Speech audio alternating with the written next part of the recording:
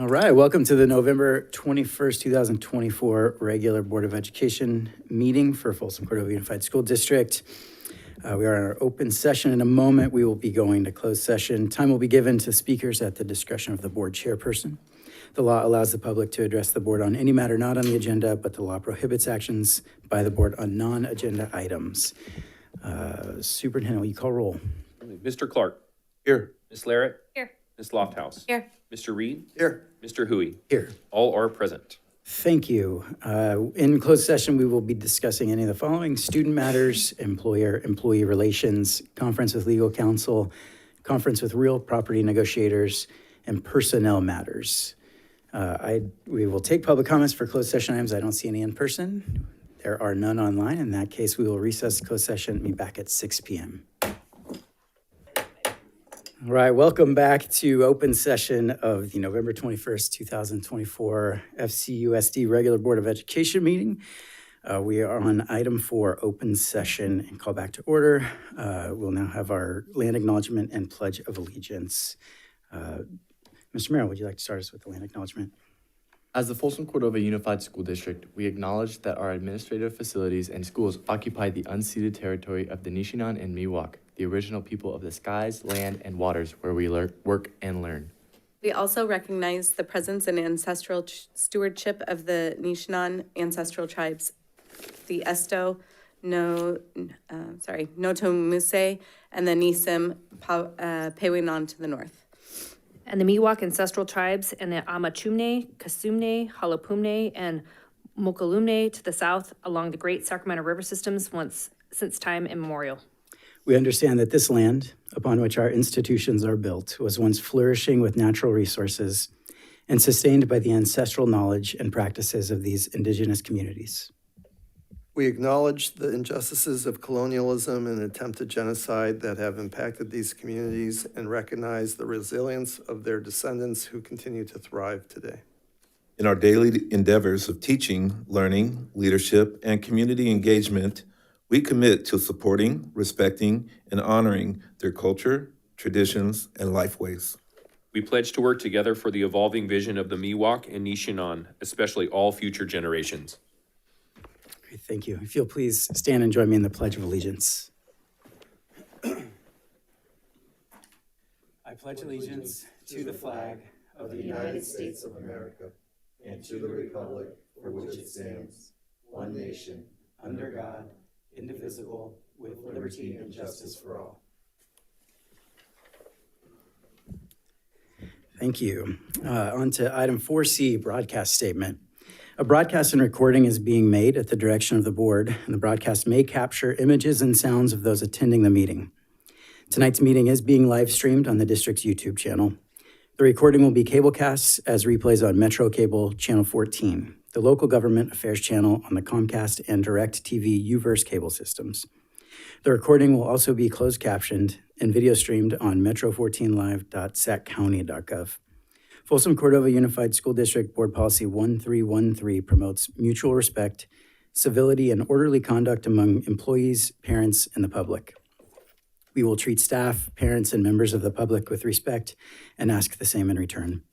If any member of the public uses obscenities or communicates in a demanding, loud, insulting, and/or demeaning manner, the board will calmly and politely admonish the person to communicate civilly. Public comments during board meetings are an important component of public engagement and transparency. Members of the public will not be permitted to yield their speaking time to another member of the public. All written comments submitted by 3 p.m. today to the board have been read. Per the Brown Act, the board is not allowed to enter into a two-way discussion on any matter not on the agenda. Superintendent, will you call roll? Ms. George. Mr. Merrill. Here. Mr. Clark. Here. Ms. Larrett. Here. Ms. Lofthouse. Here. Mr. Reed. Here. Mr. Hui. Here. Please note that student board member Ms. George is absent. Thank you. On then to item 5, reporting out closed session. We have no items to report out of closed session. Brings us to item 6, adoption of agenda. Do we have a motion to adopt the agenda? I'll move it. Motion by Mr. Clark. Do we have a second? I'll second. Second by Ms. Lofthouse. Mr. Merrill. Aye. Mr. Clark. Aye. Ms. Larrett. Aye. Ms. Lofthouse. Aye. Mr. Reed. Aye. Mr. Hui. Aye. Motion passes 5-0. Thank you. And on to item 7, agenda consent. All items on the agenda consent will be acted upon by one motion without discussion. Should any trustee or other person request that an item be considered separately, that item will be pulled for discussion and action.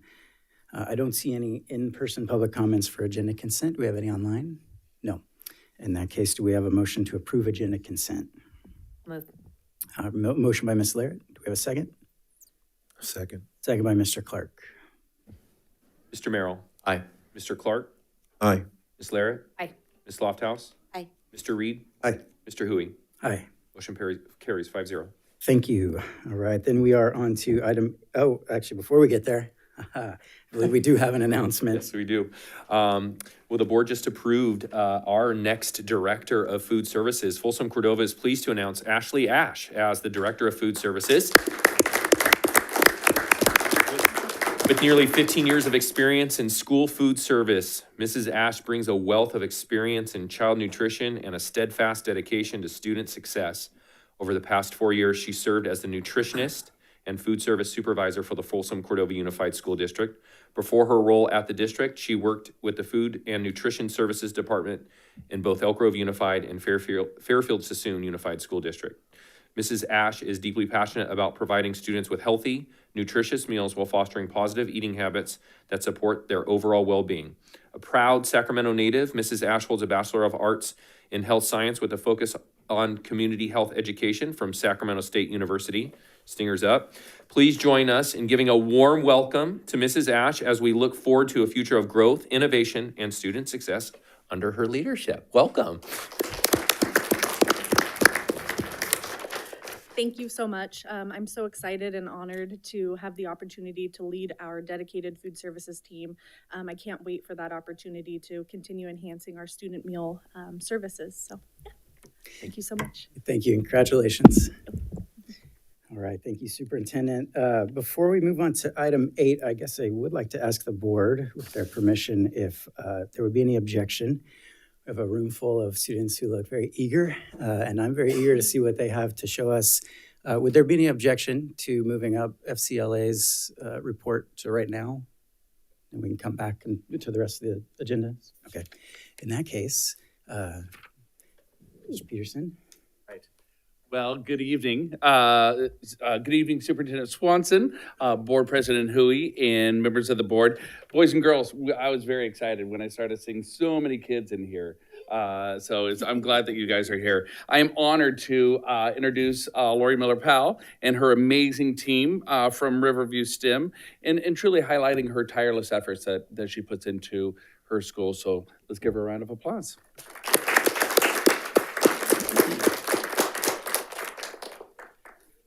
Okay, good evening, Superintendent Swanson and esteemed board. My name is Lori Powell, and I'm the proud principal of Riverview STEM Academy. We are here tonight to celebrate STEM leadership development at Riverview. This is our 10th anniversary of being open, so we have a lot to celebrate. And this isn't, okay. These are pictures of some of our student leaders and a snapshot of some of the initiatives that are happening at Riverview, including the picture in the middle of our Socktober Sock Drive, where we collected 375 pairs of socks that we donated to the Mather Community Campus. We are very proud of that accomplishment, just in time for cold weather. And we believe,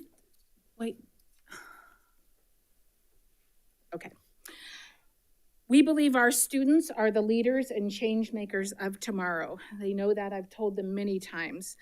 And these are a few of the initiatives that we have endeavored on to achieve our goals. We have one of the only National Elementary Honor Society chapters in our region, so they are here tonight. They will be sharing. We also have a very active student advisory committee. Our most recent accomplishment with student advisory is we had a canned food drive where we collected over 700 cans of food. We partnered with an FCUSD partnership that we found out about from Chris Clark, Blessings in a Backpack, which we really appreciated because it ensures that our donations stay in our community. We also have 2 mentoring programs for our 4th and 5th graders, working with our younger students. So there are pictures of them doing their work. They are outstanding. And then we also have a unique K through 5 public speaking development curriculum. And that picture up there is one of our 1st graders doing one of her public speaking speeches. I'm super proud of that also.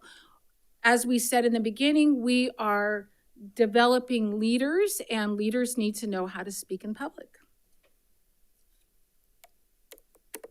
Okay.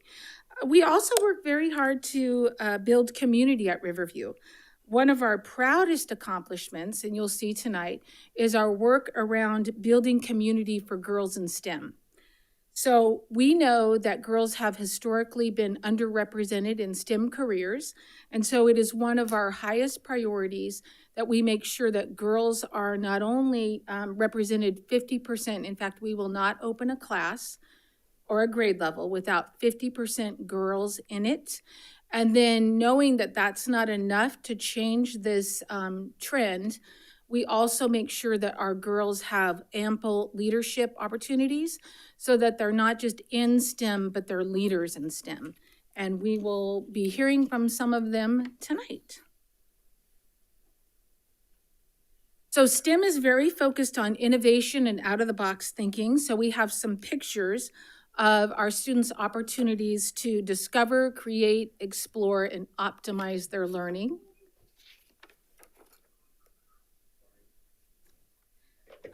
So at this time, I would like to offer our students an opportunity to speak about what they like most about STEM.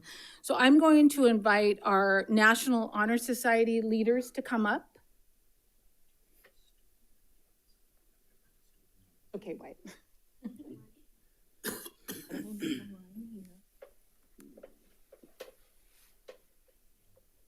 Okay, and our leaders are going to tell everyone what they like most about STEM.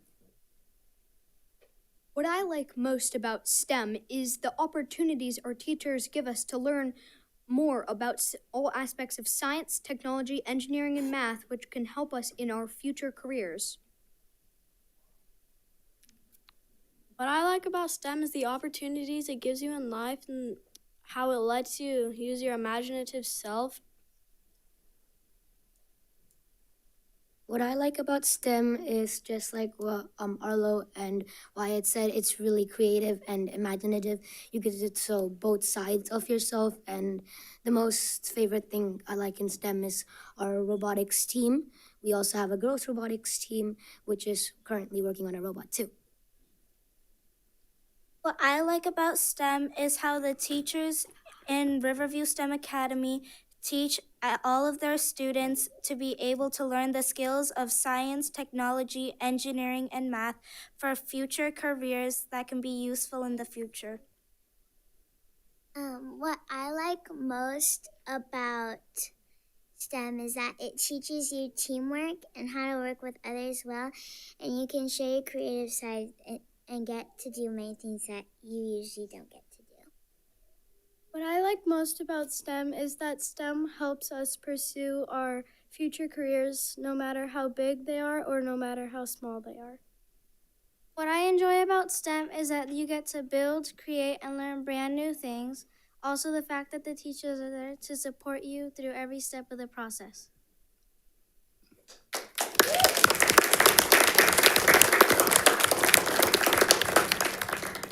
Okay, and now we'll have our girls robotics team. They have a lot of local accolades, a lot of notice. One of our robotics volunteers suggested that because they are so skilled that we should divide them and put one of the girls on each of the boys' team, and we absolutely refused. They are killing it, and we want to celebrate that. So girls, come up. Okay, and our girls are going to tell you what they like about robotics while I set up a place for them to demonstrate their prized robot. What I like most about robotics is getting to work with my team and getting to know them and getting to know how to work with them. and also getting to know how to engineer and design. What I like most about robotics is that we all work together and to like create something better. And like we had an all robot and we made it like all better. What I like most about robotics is when we go to the competitions, we see other people's robots and get to learn what like they're making and how to code it. What I like most about robotics is getting to share like the teamwork and overcome problems that we have of our robot. What I like about robotics is that we do a lot of teamwork when it comes to building the robot, and I feel like that has been one of the most funnest experiences in robotics. Okay, well, they set up their robot. You girls, you can bring it up. I just want to mention that our robotics team, girls and boys, are so excited and committed to this. They are at the school sometimes at 7 o'clock in the morning working on their robots. At recess, at lunch, I often find them shoes off in the cafeteria working on their robots, and after school. And our parents too, who are here, who I really appreciate, have a lot of investment in this and their children as well. So girls, show us what it does.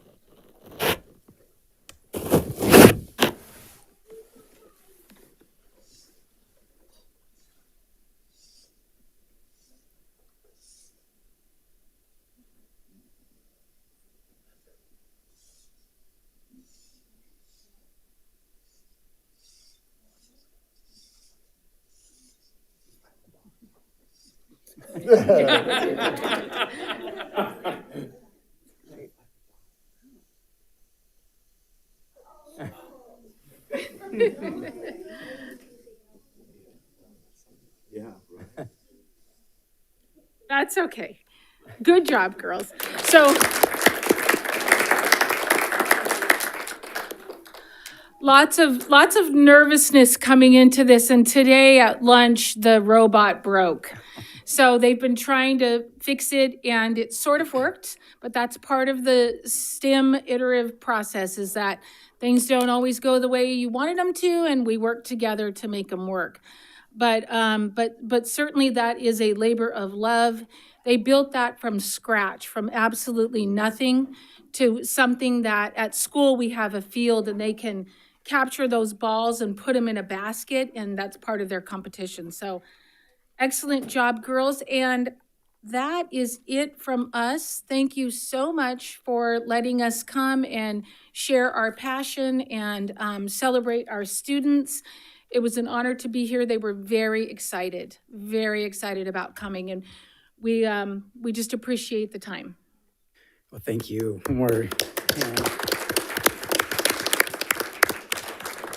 And I love the demonstration. I know you will keep working hard on it. It's 10 times better than anything I could have even imagined doing. So that is wonderful. Thank you so much. I do want to open it. Yeah, I Mr. President, if I may, I just want to make a comment about these students at Riverview STEM. You guys are amazing. The canned food drive is so appreciated. And I know that you guys are working on a toy drive for Blessings in a Backpack, but every year you guys raise more and more canned foods, more and more toys for underserved kids. And I just applaud what you do. And I know that, and you guys may not be a part of it, but I think a couple of years ago, Falcon Academy had a robotic competition. And I do remember students from Riverview STEM participating and scoring really high. So I just appreciate everything that you guys are doing. Keep doing it. You young ladies, STEM is for you. You'll make it, all right? So I just want to let you know how proud I am of you, okay? Did a great job. All right, thanks again. I think it's fair. Do you mind? I'm just going to make a comment for all the future scientists, engineers, and mathematicians in the audience. If you have a passion for teaching, I know a district that in about 15 years that'll probably want to hire you. So you just look to your parents. Just know that there's a job waiting for you guys. All right.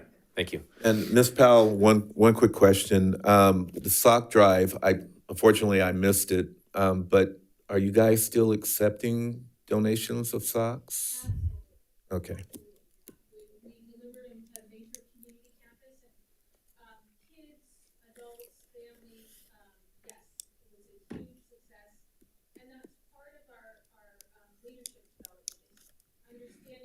Leaders also care about the community and contribute when they can. Awesome. All right. Thank you.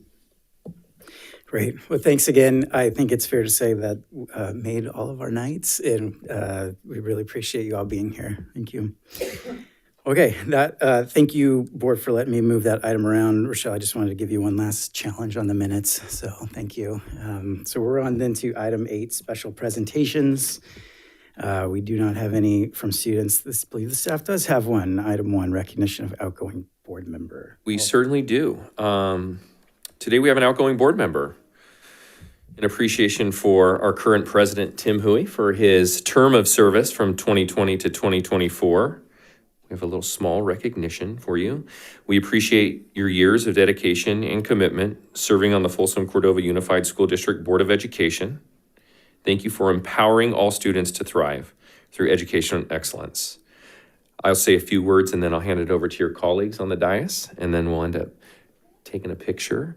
I just want to say in my first superintendency, I couldn't have imagined a better colleague to come and to learn about the district and to have in my ear about what we were doing here, what we were working on, and a person that supported me to like on-ramp and be successful, because we were on the phone as early in May, right before I officially started, quite often, in many ways, you giving me a heads up about what was happening in the district. And I just want to express, I know it's only been 4 or 5 months, but my heartfelt appreciation for your compassion and your kindness during a really important time for me in my career. So thank you so much. Who's next? Yeah, go for it. Tim, it's going to be very weird not having you up on the dais. The first time I met you, gosh, I guess it was you were running for office at that time. And how can I paint this picture? I met this Tim. He had this long, flowing lock of hair. It was very impressive. And then Tim got elected. And then I think it was the second board meeting. I think you were sworn in with the due. But then all of a sudden, the second board meeting, in comes this person who I'm like, I don't know who that is. Who's that? It was Tim. He's looked like that ever since. The stress caught up with me in 2 weeks. It was a transformation, yeah. But obviously, we share something that very few people share, and Chris and I share that as well, which is board members who traversed the pandemic together. That was not easy, far from it. And I really appreciate and have appreciated and will continue to appreciate your perspective on things, especially as it relates to mental health, as well as, student-focused issues. And one of the things that was transformative, I mean, not just one, but one of the things I just want to highlight is, your desire to make sure that the funding that we received for Title I schools were actually spent in Title I schools. That was your number one initiative that when you came on the board, and within 2 years you got exactly what you wanted, and rightfully so. But as any initiative, it takes a champion. And on hindsight, many times these initiatives, you're like, well, why wasn't that being done before that? But thank you, and I have to say the students that benefit from your wisdom and your passion would thank you as well. But you're a silent leader, and You know, it's never about you, it's always about the kids. So anyway, I really, really appreciate everything you've done. And again, I'm going to miss you. Go. So, you know, especially coming in as someone outside of education and not really knowing what's going on, I really appreciated Tim's like just quiet leadership and guidance. Just really a major mentor in my life, which I really, really appreciate that. And I, you know, to David's point about the funding, I mean, it's been nothing short of like transformative, I think, for our schools. And I think there's just a level of appreciation that I have in my heart for you, because you could see past everything that we had been doing, and you could see like what it was that we needed, and you were able to be very decisive in the action. And really, one thing I would just really admire about you is you always have a North Star, and it's always about doing the right thing. And I know that even if we maybe didn't vote the same way on something, that you always voted what you truly believed was the right thing. And I can always really appreciate a colleague that is just really got that center to them. And I will truly miss you up here. Your steady hand on the wheel, I always appreciate. You're always so calm, and I like hope to always kind of reflect that in my life, but I'm still working on that. So we'll miss you. I'll go ahead and go and just say thank you, Tim, for your leadership. And I wish you nothing but the best in your future endeavors. Thank you, Tim. And I was on the other side of it, working as an employee during the pandemic with you on the board. And the same calm demeanor is something that never changed. Even it didn't matter how crazy it was in the boardroom or what was going on, both as an employee or as a fellow board member. So thank you for that. Just even keel, always focused, being always focused on the kids, and enjoy the Thursday nights that you're watching us on the news. Thanks, Karen. I'd also like to say thank you. You've been quite an anchor to this board ever since I've been here. I'm always looking forward to the handshakes at the beginning of every meeting, and the how are yous. They really mean a lot to me. I'd say my favorite memory of you was when you came to the SAB meeting, I think when it was like pouring rain and we were in that super cramped room, and you came and watched Josh present a little presentation. I think that was one of my favorite memories. You were showing up and showing out in this, it was awful weather, and it was a whole scheduling mess, but I really appreciated that. So I will miss you, but yeah, thank you. Well, appreciate it. Obviously, it's much appreciated. I was telling these people earlier, I don't know why I felt nervous tonight, like it was my first board meeting again. And I still kind of feel that a little bit. So I really value all the words, and thank you very much. I just would share a couple things, and I think I will start this, I imagine, in a way that no statement in this board has ever been started. In the words of the great Rod Stewart, I wish that I knew now. I wish that I knew what I know now when I was younger. One of my all-time favorite songs. Hard to get those words out, though. I think what my today self would tell my 4 years ago self is that we have a district that's full of people, from students and teachers, some of whom are here tonight, and the support staff to the district staff and the superintendent, who are full of compassion, fierce determination, and thoughtfulness. And as I've reflected recently about these past 4 years, I certainly am full of gratitude for so many, for those who have shown me patience. There are many of you who have shown me leadership, kindness, and grace. I'm blown away by the staff who display these characteristics day in and day out for the benefit of our students. That tireless creativity and dedication has produced important and systems-level change in FCUSD.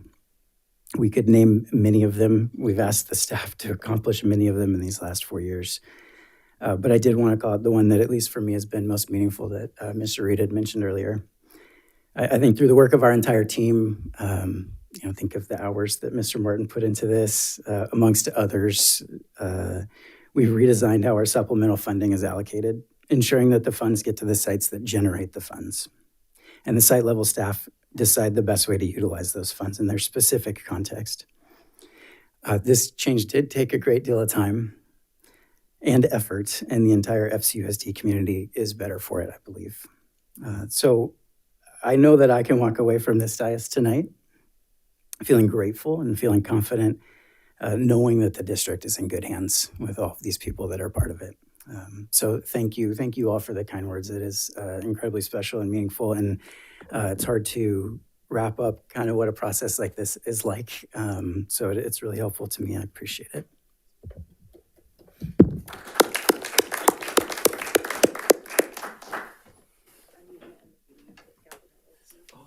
Gavel, gavel. We'll get it right.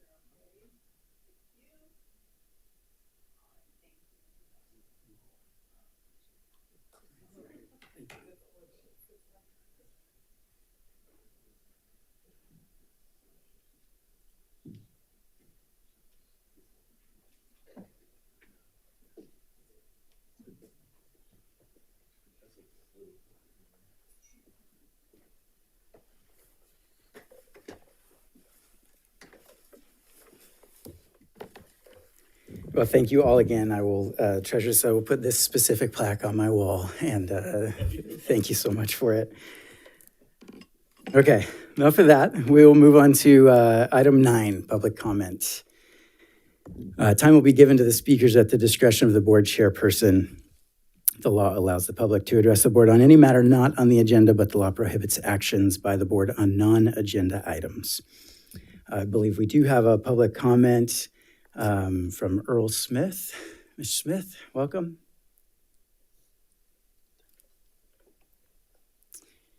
Good evening, board, President Huey, Mr. Swanson.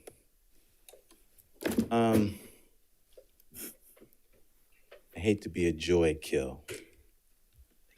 That's kind of how Faith puts it sometimes. I want to bring something up that was brought to my attention. I'm going to read it first and understand I'm dyslexic, and then I'll read what the board policy is because it's on the top. The board shall not prohibit public criticism of district employees. However, whenever a member of the public initiates specific complaints or charges against an individual employee, the board president shall inform the complainant of the appropriate complaint procedure. I didn't know about this. And this is bylaws 9323. I have criticized employees in this district. I didn't know I had the right to do that. I think out of all the times I've got up here and have spoken, what I've actually been trying to do is process and feed my way through the district to find who is responsible for what. Watching on YouTube as I drive over here, seeing the kids with the robotics is amazing. Faith had that opportunity at Sherman Oaks Elementary. But it was actually a service I actually paid for that was after school. Imagine those children going all the way to the 8th grade, then going into high school and wanting to continue studying robotics. And they're told no, because you must have the skill that's above high school level. How heartbreaking. I do believe there's a lot of good people in this district. There are some people in this district that are just dishonest. I battle myself with everything that has happened in the last 2 years, especially with Miss Williams. But I ask the question, was Miss Williams given the proper training Does she even know to the extent? My next uniform complaint will address that. It will be my last. I'm working on a book called Beating the Biased, How This Father Got Sole Custody. When you look at America's Got Talent or American Idol, they always tell a story before the person does their act. In this case, I guess Faith's story will be about Folsom High School. I don't need a television show. I have many friends that work on that show, or because it's one studio. But the story becomes more valuable than the actual talent. Faith has proven the point. She makes American River Jazz Choir. She makes the Folsom Lake Chamber Choir that does all jazz pieces. That's an AP class. So it shows, and I'm trying to get to the bottom of who's really in charge of that. And I'm going to show how the way it's set up right now is discriminating against students. Some people think discrimination is just about the color of their skin. In this case, it may not be that. But I am looking to change, I'm almost done. I'm looking to change that. And I'm hoping that the story in my book will end with a positive. I want to relay you as Safron's Jesus in the book. I have a lot of respect for you. I did my research on you. I think you are the right person for this place. So it's up to the district. It's up to the district's hands how that'll end. But my publicist and my attorney says I have the right to tell this story. I'm going to tell it. Thank you. Thank you, Mr. Smith. That is all of the in-person comments I see. Do we have any online? No.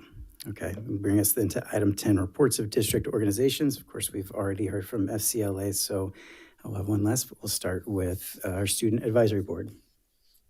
So unfortunately, I was not at our last SAB meeting as I was recovering from surgery. So I will save our report for next meeting when Mia is here. But our next meeting is December 12th at Folsom Middle. Thank you.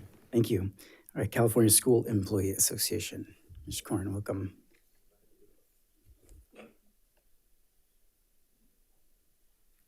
Okay, we had no MOUs to ratify this past meeting. Good evening, board members and Superintendent Swanson. Okay. Tonight, I would like to say thank you to Scott Meyer and all involved in creating the PK through second behavior task force. This year has been an especially tough year so far for our preschool teachers. The ones on the task force are pleased to be a part of the collaboration and feel their voices are being heard and their input matters. We hope this type of collaboration continues with all committees that are implementing changes in policy and systems throughout the district. Classified staff feel appreciated when included in decision-making, not forgotten. President Huey, thank you for your service. It's truly been an honor to have a chance to work with you. Thank you. Thank you. Our Folsom Cordova Education Association. Ms. Zanzabach, welcome. So formal, Mr. Huey. So good evening, Mr. Swanson, family, board members, press, staff present and online. Mr. Huey, thank you very much for your service to FCUSD and to your community. Good luck to you in the future. 2 weeks ago and today, I participated in a new committee, the PK2 Behavioral Task Force. Why do we need this targeted committee? The answer to that question is what we are currently working on. Some of today's littlest scholars are some of our most challenging students. One might jump to the conclusion that it is special education, but it is not. Actually, more and more general education students are displaying aggressive behaviors. FCUSD is not unique in this challenge. It is a global issue that affects classrooms throughout the world. In this tiniest part of the globe, we need a strategic method that will work now while building on strategies for the future. The team comprises of different perspectives: BIAs, primary teachers, IAs, preschool personnel, special education specialists, cabinet members, and others, which help create a vision that will combine all points of view.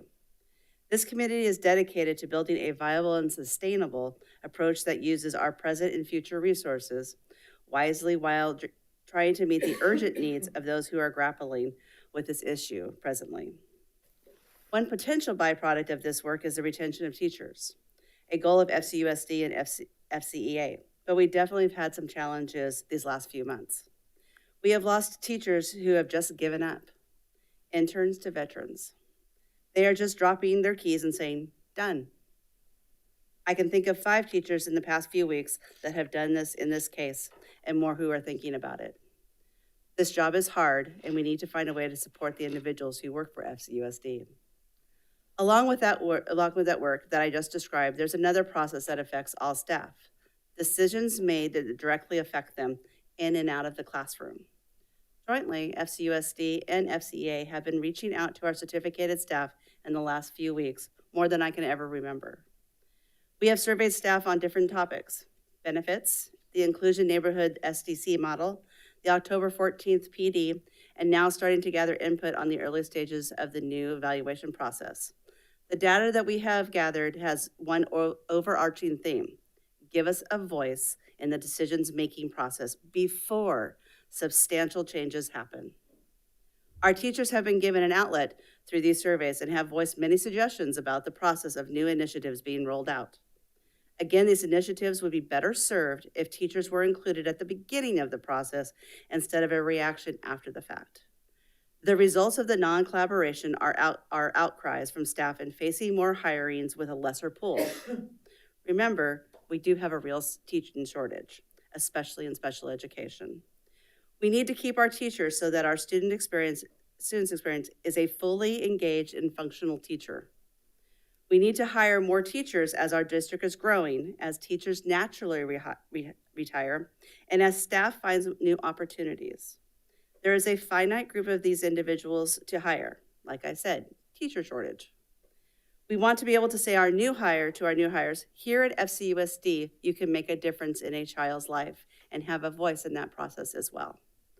Tomorrow, after 3:30 or parent conferences end, school site staff will be on a well-deserved break. The FCEA Executive Board wishes everybody a relaxing break and a happy Thanksgiving. Thank you. Thank you. District English Learner Advisory Committee. No report this evening. Great. Thank you, Dr. Huber. Okay, brings us to item 11, discussion action. We will start with item A, approve annual organizational meeting notice. The annual organizational meeting of the Folsom Cordova Unified School District Board of Trustees is set for Tuesday, December 17th, 2024 at 6 p.m. right here at the Education Service Center. Superintendent, do you have anything else you'd like to add on this one? No, I mean, the rationale says it.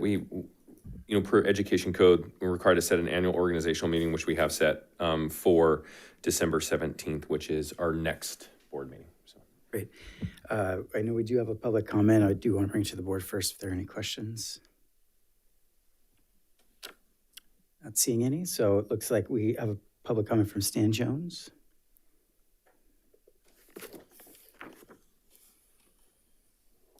Welcome. Growing up, going through school, going through college, going through grad school, going through the credential program, I never attended a school board meeting. I didn't know what they did, and they obviously, you all affect the community and our kids and what happens in the classroom, which is what I've learned from going to school board meetings, volunteering for committees, and so forth. A couple of years ago, this is presumed this is the meeting where we're electing a new president and whatever for the coming year, officers. And if it's not, then it's at another time. One of the things I got to do is a couple of years ago was to sit in the back of the room, and as long as I didn't speak, because it wasn't my meeting, I got to listen to 2 different training sessions for board members, which was really good because it was put on by CSBA. And if you don't know what you're supposed to do and you start a new job, it's a challenge. One of the things that came up that got a bit of a got some discussion had to do with the Brown Act.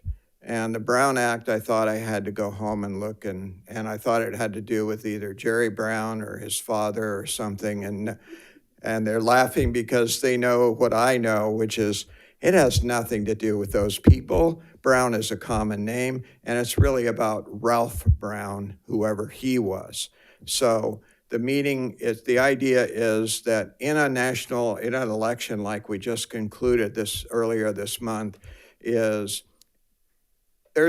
you can talk behind the scenes, you can negotiate, you can accept donations, you can bribe people, influence people with money or power or positions or all that stuff. But in the education code and in the education process, along with things related to that, the Brown Act says that we will not have meetings outside of the public meetings for public organizations such as school boards. So I just mentioned that as a result of something I learned a couple of years ago. And if anyone needs more explanation or detail about it, I could provide that. But I think we know what that means and the difference between a board meeting election process and the activities occurring before and the ones that are barred by Brown. Anyway, thank you for what you do. Thank you. I'll bring it back to the board for any final comments, or if there are no comments, a motion on item A. Oh, actually, I apologize. Should go to online. There are no online comments, so back to the board. Motion. Motion by Ms. Lofthouse. I'll second. Second by Mr. Clark. If there are no further comments, Superintendent? Mr. Merrill? Aye. Mr. Clark? Aye. Ms. Larrett? Aye. Ms. Lofthouse? Aye. Mr. Reed? Aye. Mr. Hui? Aye. Motion passes 5-0. Thank you. All right, item B, approved 2025 California School Board Association Delegate Assembly nomination. Yeah, so annually, the Board of Education nominates a member to fill vacant or expiring seats for CSBA's Delegate Assembly in the Sacramento County Subregion 6B. We currently have one board member, Trustee Kara Lofthouse, serving on the Delegate Assembly, and her term expires in March of 2025, and she's interested in serving another term. It says there in the rationale, the term will serve from April 1st of 25 to March 31st of 27. Also, board member Chris Clark sits on CSBA's Board of Directors as Director-at-Large, African-American, and a member of the Delegate Assembly. So the recommended motion tonight is the board approve the nomination for board member Kara Lofthouse for the California School Boards Association Delegate Assembly for the 2-year term beginning on April 1st. Great, all right. I'll bring it back to the board for any questions on that. Not seeing any, I don't see any in person. There are none online. I'll bring it back to any final comment or motion to approve item B. I'll move it. Motion by Mr. Clark. A second. Second by Mr. Reed. Mr. Merrill? Aye. Mr. Clark? Aye. Ms. Larrett? Aye. Ms. Lofthouse? Aye. Mr. Reed? Aye. Mr. Hui? Aye. Motion carries 5-0. Great. All right. Congratulations, Ms. Lofthouse. Thanks. Thank you, Trustee Lofthouse and Trustee Clark. Trustee Clark. Okay. Item C, approve revised board bylaw 9323 meeting conduct. Yeah, so for the board's consideration tonight is some revisions on 9323 on page 2. It's just cleaning up a little bit of the language that, what I would argue, the math doesn't math when you're doing all of that. And so reading just the green portions of the revision cleans up that language. I will note for the board, in your support of student voice, we looked at surrounding districts to make sure to align this in many ways. The one aberration from our policy that we kept in place is that we're the only district locally that allows for longer time for student speakers. So I'm just really proud about that, and thank you for that. So it's great. Great. So, okay. Any questions from the board on this one? Don't have any in-person public comments, none online. So bring it back to the board, final comments or a motion. I'll move. Motion by Ms. Larrett, I'll second. second by Ms. Lofthouse. Mr. Merrill? Aye. Mr. Clark? Aye. Ms. Larrett? Aye. Ms. Lofthouse? Aye. Mr. Reed? Aye. Mr. Hui? Aye. Motion carries 5-0. Great, thank you. Item D, approve revised board policy 0410, non-discrimination in district programs and activities. Yeah, so this policy was reviewed by the policy subcommittee on October 7th, 2024. Just a reminder to the board, it was on the agenda for our November 7th meeting, and it was pulled from that agenda.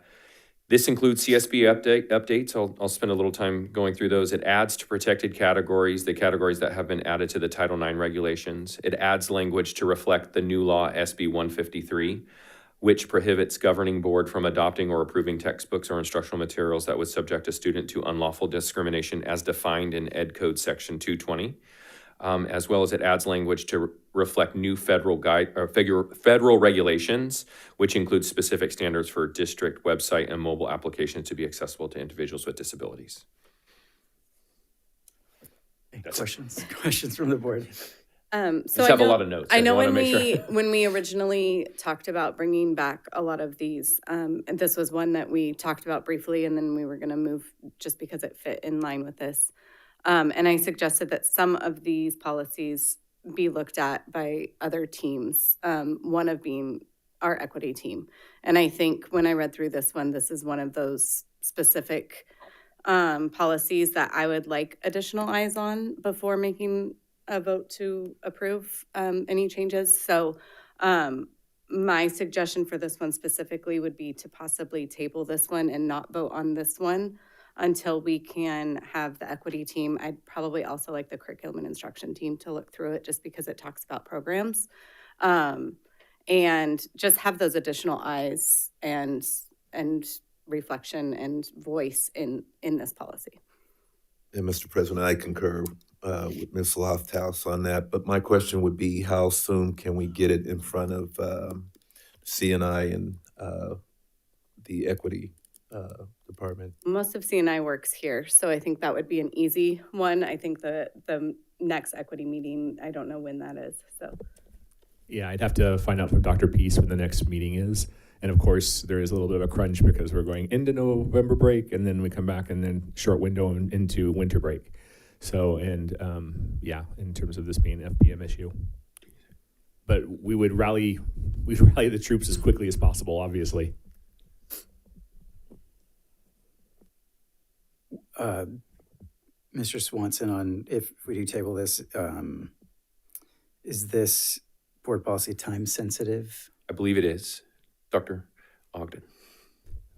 It is time sensitive. This is what I would consider a foundational document that we use to create other documents. So for example, talking about instructional materials, we're looking at 61.1 or 0.11. Mm-hmm. Those are other board policies when you're talking about the processes we use to select materials. What this is doing, it's aligning our board policies with the new Title IX discrimination laws. And so in February, we go through what's called an FPM audit, or a federal program monitoring audit. They will expect all of these board policies to be in place. If not, there will be a finding. And as a result of the finding, the cure is they impose on us to put these in place. So would it seem reasonable to get this back to us in December or the first January meeting to get so that it can be in place by February? I guess what I was, maybe I should look at it, explain something as I look at this. What is this document compared to other documents, right? So if you're talking about the equity team looking at decisions about making textbook adoptions, that is covered in another board policy. This board policy is aligning our definition of discrimination with the federal law. So this is the federal law. We will have to follow this foundational language here when it comes to choosing textbooks. Like this says there are some protections that we can't do when we're selecting textbooks. So I would say if the concern is textbook selection or curriculum selection or textbooks that aren't standard textbooks, then that would be addressed in 61.1. Other questions? It's not questions. I think, though, that we have a group of individuals that have come together as this is the work that they are most passionate about, and a voice that when we are talking about things as important as policy, that we should value their voice and their thoughts on that. I understand that it is aligning with federal language, but I also think that having a team that this is their focus. I mean, I wish it would have already gone to them, to be honest. And so I think that when we are talking about policy that is focused on ensuring that our district is following policy that is for equity, that they should be one of the first groups that sees it, not one of the last groups. And so, and I think that that should be a precedent, that they are a group that can look at that. And I know that there probably is a couple people on the policy team that are maybe both on the equity team, but when we are passing policy that is directly related to the work of this team, it should be something that they have their eyes on. And actually, the next equity team meeting is December 11th.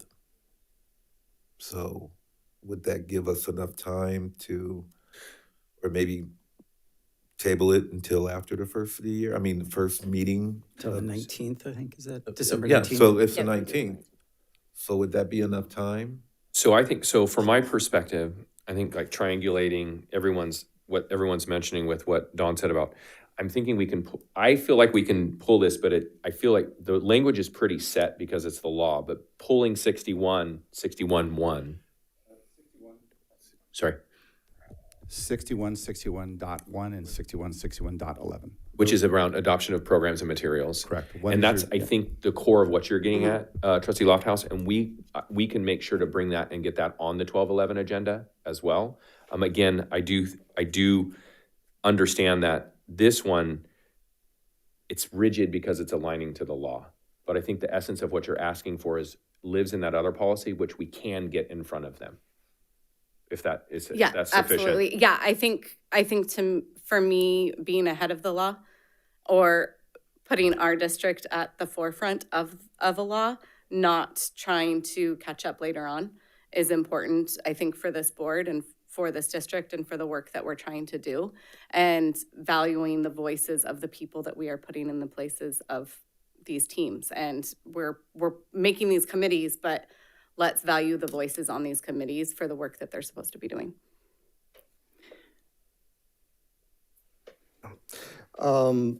Yeah, I actually would agree with Trustee Lofthouse and Trustee Clark.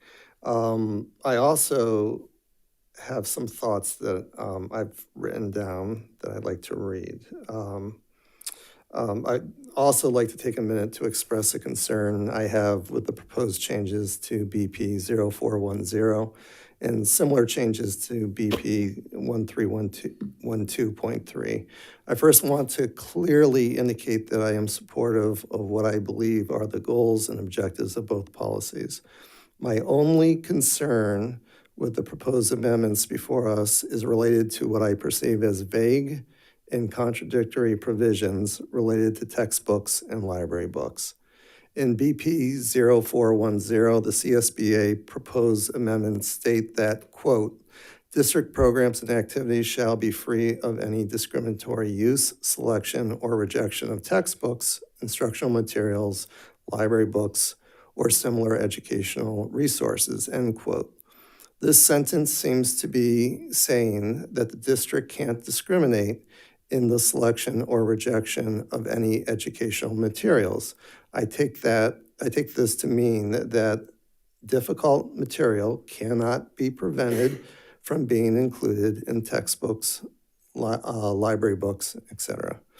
But just 2 paragraphs below these amendments appear language which reads, quote, the use of any textbook, instructional material, or other curriculum for classroom instruction or any other book or other resource in a school library shall not be adopted by the board or district if the use would subject a student to unlawful discrimination as specified in Education Code 220, end quote. For context, the cross-reference to Education Code 220 is the prohibition on discriminating on the basis of disability, gender, race, etc. So in the first reference paragraph, the policy saying is the district cannot discriminate in the selection of educational resources, and the second paragraph says the exact opposite. So my first question is who determines what constitutes discriminatory content in textbooks, library books, and instructional materials? Does this mean books such as Slaughterhouse-Five, Animal Farm, To Kill a Mockingbird, and The Adventures of Huckleberry Finn, to just name a few, could be deemed discriminatory because of offensive words contained therein? My second question relates to the text that says the district cannot use discretion in the selection of textbooks and library books. Does this mean that the district relinquishes any ability to say content needs to be developmentally appropriate? Do we have the ability to acknowledge that some material might be very appropriate for high schoolers and at the same time totally inappropriate at an elementary school, for elementary school students? Ideally, I would like this to go back for edits, including to the Equity Committee, to add developmentally appropriate language and to clean up some of the vague and contradictory language. Thank you, Mr. Reed. So it sounds like where we're heading is let's take a pause on this, bring it back to the December 19th meeting after a couple different groups have had a chance to look at it. Mr. Reed's questions have been looked at. We do have a public comment regarding this item, so we'll take that and then we can bring it back to the board to make sure. And I also know that at Delegate Assembly in December, a lot of these policies are discussed at that state level. So I'll focus on this. We're supposed to actually like bring homework, and this is one of them, is the new policies. So I know that most of these policies are direct results of the CSBA recommendations, and so this will be one that fits in actually to my homework assignment. So I will make sure that I can almost guarantee you it will be on the floor yeah. at the Delegate So Assembly. it'll come up, and so we'll have more information after the conference as well. Perfect. Good.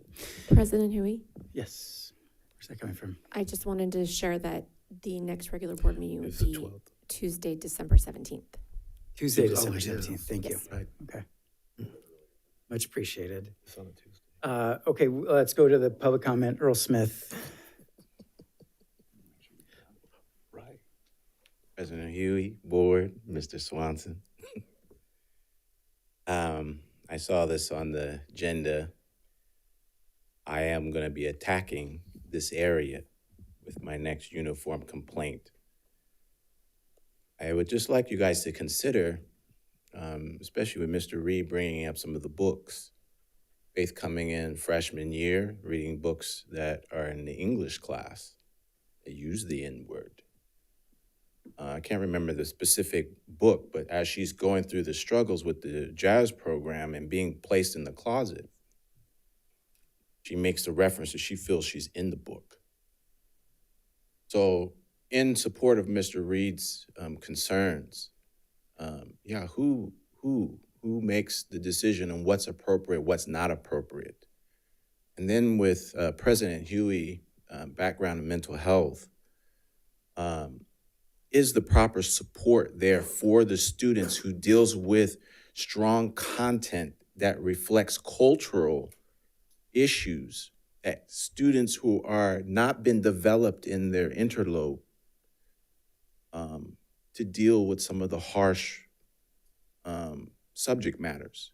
And then we see reflection in the community where people or students write racial slurs on walls at different high schools or so forth.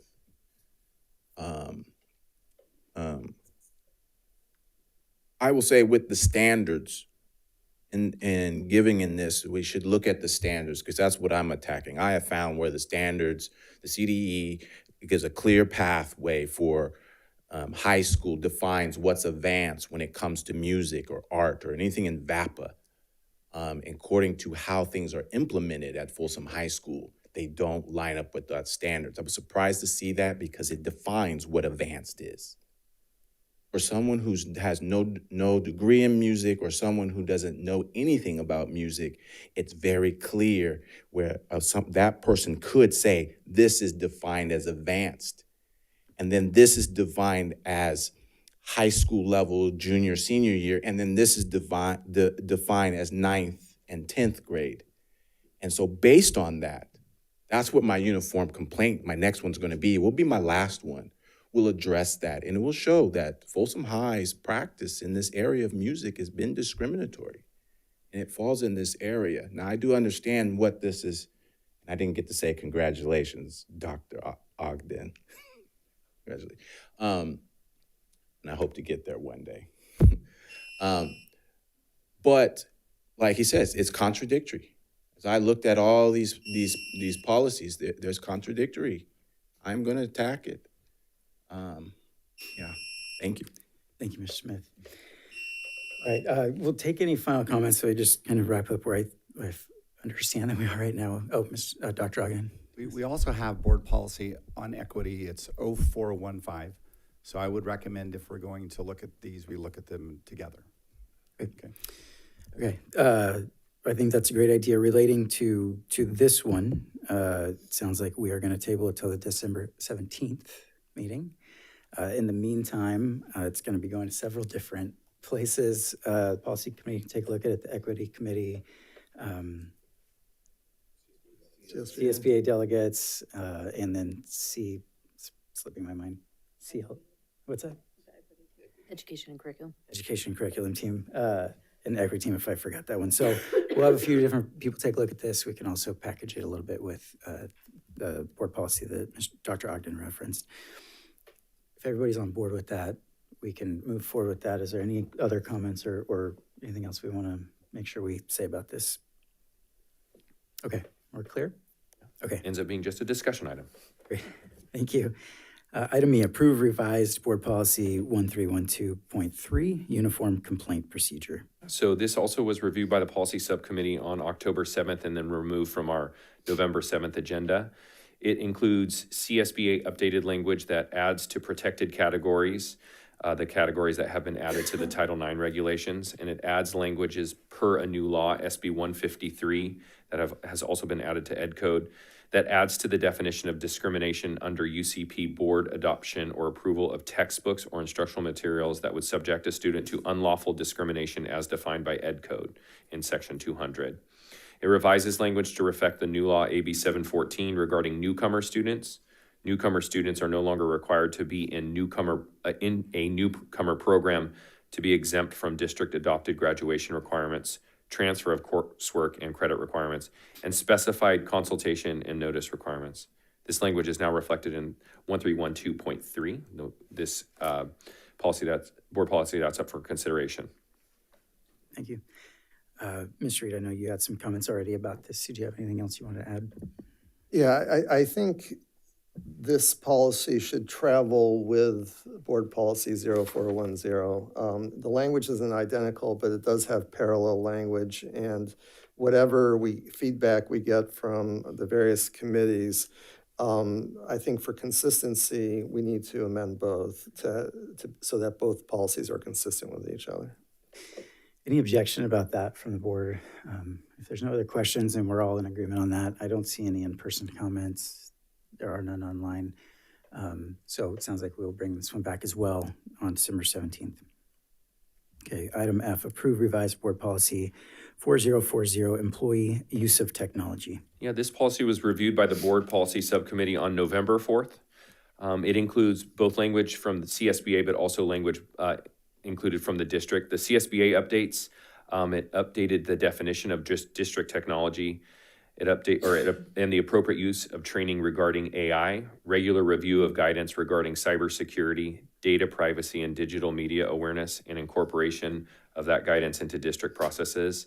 And employees should have no reasonable expectation of privacy. The additional language added by the district is that we added confidentiality of student information in compliance with FERPA.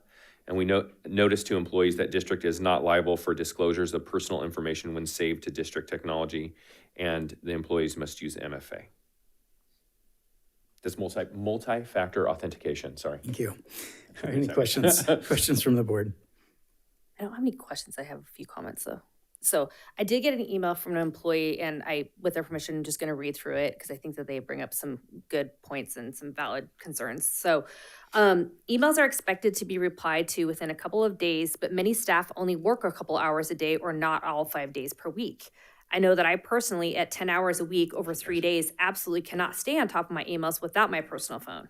Also, some staff do not have a designated desk, desktop, or district device to check email, etc. on. They are constantly on the move around one site or across multiple sites. While the district does have a site requirement of having one available computer in the office for these staff, that practice is unrealistic. Are they supposed to keep popping into the office whenever they might have 10 minutes free to see if maybe that computer is available? What happens if they check a couple of times a day and it's not available? These staff in particular absolutely must use their phones. I can understand the district having the right to lock out their My Work Outlook account for malware or disciplinary investigation. They should not have the right to subpoena or confiscate my otherwise mess with my device, physically or digitally. This policy does not reflect the reality of many of our jobs. And the district wants our current productivity level without the malware risk of our personal devices. They should give us work devices so that we can use those for MFA. District currently requires us to use our phones for this and encourages us to download the Outlook MFA app. Well, among other things, a classified new employee orientation, district managers are encouraging new staff to download apps on their phone. Granted, these apps are for absences and pay stubs, but it lends itself towards staff thinking there are no consequences to use their phones for all kinds of work items, or what is to be expected of them, even when no one explicitly tells them to use a specific app. And all current staff have received district emails encourage them to download the Catapult app on their phones. Even further, this policy draft prohibits using personal devices on the district network. In the case of the phone, some people might not have the unlimited data to burn through for work. Also, for those who have been loaned a district laptop, there are many times when it may malfunction, or some people may just prefer to use their own laptop for work-related tasks or meetings. This current draft policy is hypocritical, unrealistic, and serves only to allow yet one more action for discipline. So I actually think that there's some valid points kind of in that in that email. So I don't know if we can kind of maybe dig into some of those questions from the employee, because I mean, it is, I do understand where they're coming from on using a personal device, but I understand where we're at with our security things. But if we're asking them to only be in and they're only in for 10 hours a week and they do have to use a personal phone, is there some leeway or something that we can do to alleviate some of what they're talking about? Is there options for more laptops available for them, or is there some things that we can do to mitigate some of those stressors?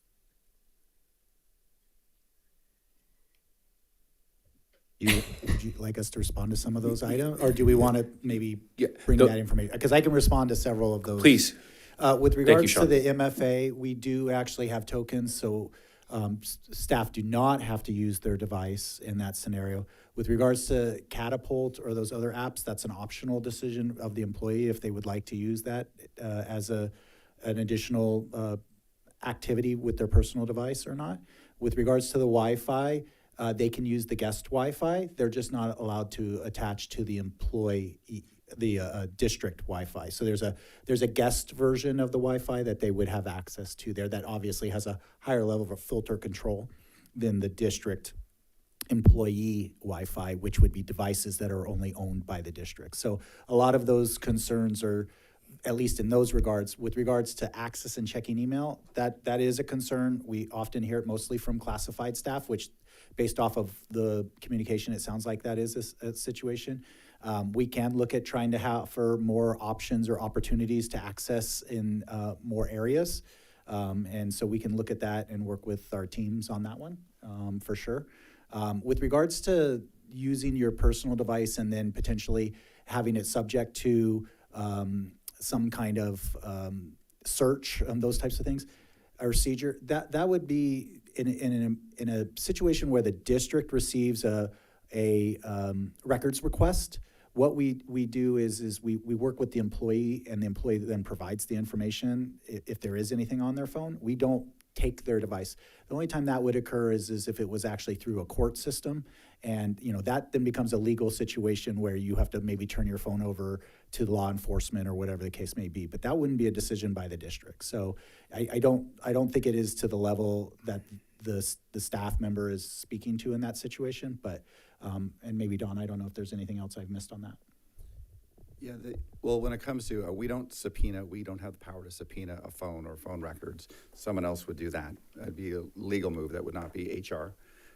We have never asked someone for their personal phone. Sometimes we get public access requests, which we honor. And in that, they might say, we want to see communications between people. So You said public access, public records. I'm sorry. Yep, no, all Public good. records request, correct. It's PRA, public records request. So when we get a PRA, what we'll do is we'll ask the employee to download, for example, their emails or their text messages. We'll go through and we'll make sure there's no names or inappropriate things. And the example, because I've worked with staff on this, the example I like to give is this. In a search for something like that, if someone were to say that I had a gun in my car, they can't look in my glove box. If I said, well, if they thought it was a rifle, right? If it's a handgun, they could look in my glove box. If they think it's a rifle, they can look in my trunk. They can look at, in the back seat. But it doesn't make sense that you would fit a rifle in the glove box. So that's the same thing with searching your phone.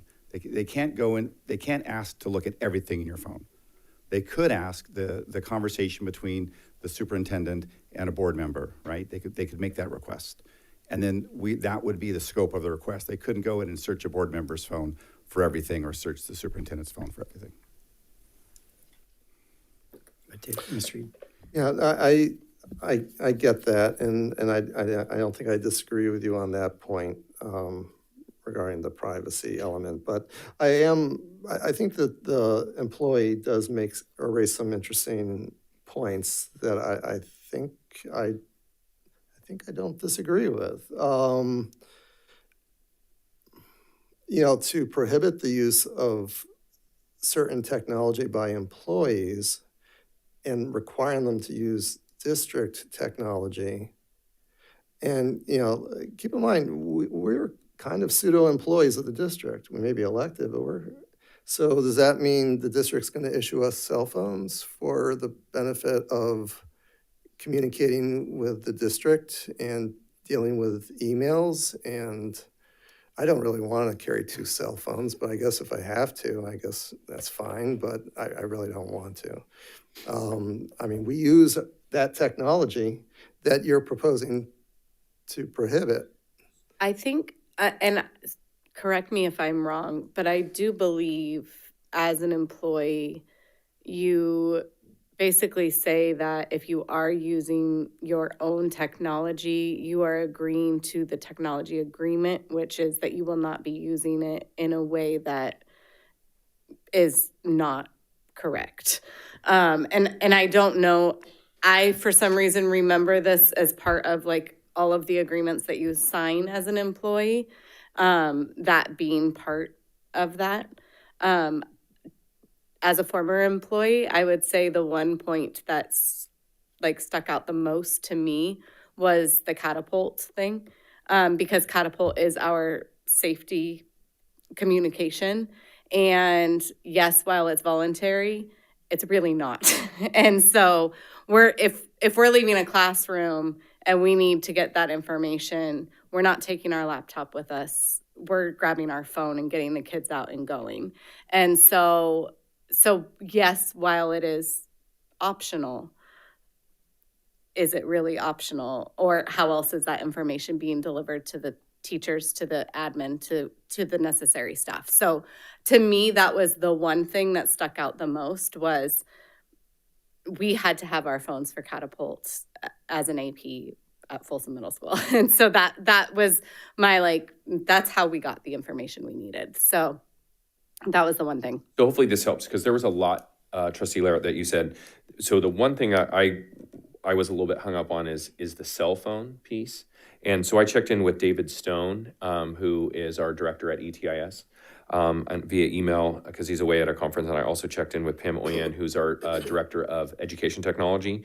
And the statement, employees are prohibited from using non-district issued technological devices, that does not include cell phones. That includes routers and printers and all of that. So his is no, in order to use a non-device such as a PC or a laptop, not including a cell phone, staff need to get permission from ETIS. This is for the sake of data privacy. So I think there might be a need to further clarify in that, because I think that's one of the sticking points. I don't know if it's all of it. Yeah. I think if we'd maybe just can go back and maybe define some of these things, I think a little bit better for a little bit more clarity. And then honestly, I was kind of caught up on her first portion of it, of having a few more laptops available to check emails for those employees, I think. So if we could. That's something Sean addressed, I think. Yeah. So I think if we could kind of maybe work on that, because it sounds like it's kind of come up before too. So maybe if we can kind of get that addressed. Yeah, I think, and Pam said, just to circle back on that is that because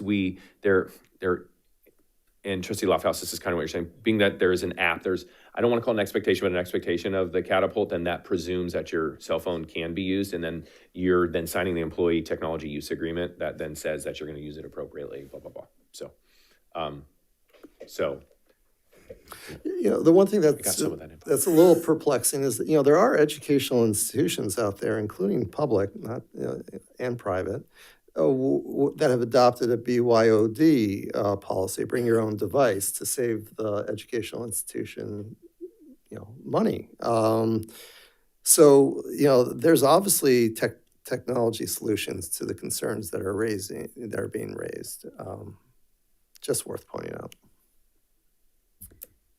So maybe this one goes back and we have ETIS and technology kind of define what some of this means before it comes back to us. Yeah, it sounds like we'll be 3 for our last 3 on that. Sorry, guys. But no, I think so. Better to get that language right and make sure we all understand what that is. Again, we have a couple of public comments on this. Let me take it out to that, and then we'll bring it back and see if we're all on board with that. Looks like our first one is from Earl Smith. Good evening, Board, President Huey, Mr. Swanson. In support of that teacher, thank you for reading that. How many teachers, or just how many people, bought a new phone and have an extra phone laying around? A lot of people. That could be a solution. That person uses that at school and then submit it through the district and so forth. Other point I like to make is that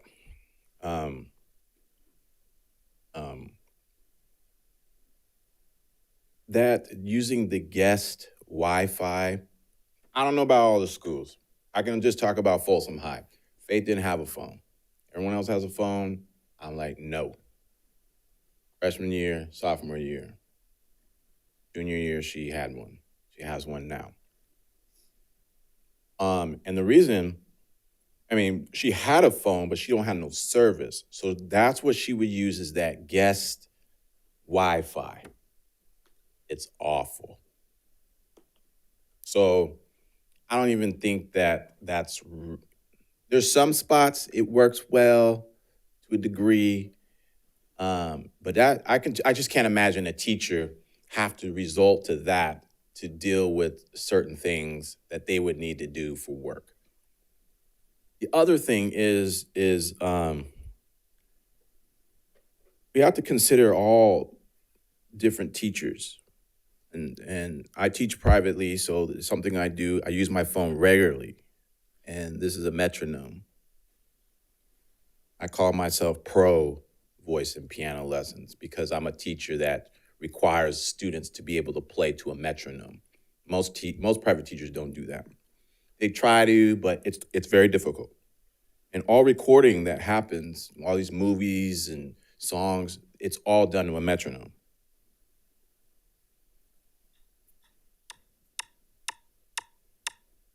That's all it does. And there's different ways of this click happening. I just think it would be difficult for a specialist teacher who requires a device to help their students and have to use a certain approved district and move quickly with the times. It takes forever, and the students will be hurt from that. So that just 2 things to consider. Especially Mr. Reed in this comment. Thank you. Thank you. All right, Jeanette Sanzabach.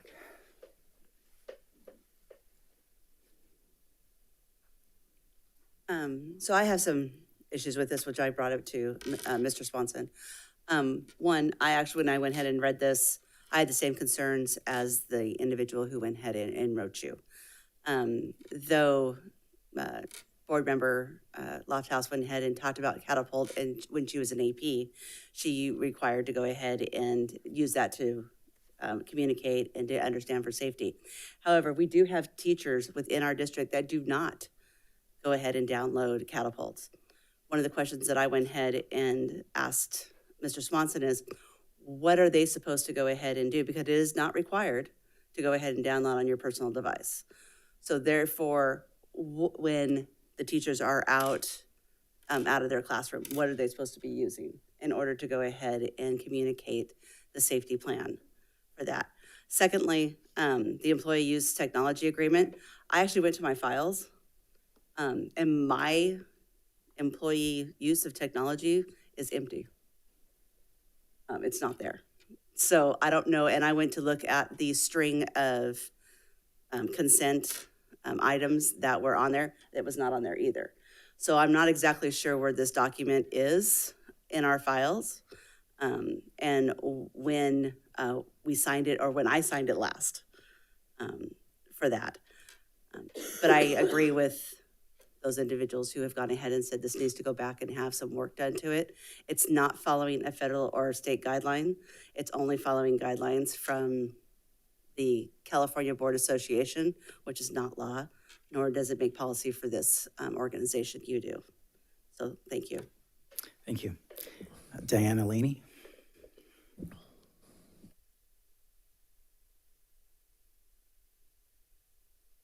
Thank you, board members. For this particular item, what I would ask is that you reach out to staff, reach out to classified staff, reach out to the sites and engage the people who are actually using and interacting with the school. So whatever programs, obviously, I don't know what all of those are as a community member, but what is the actual reality of how they're interacting with these items? Because it's great to pass a policy, but you have, thousands of employees who are all maybe interpreting it differently.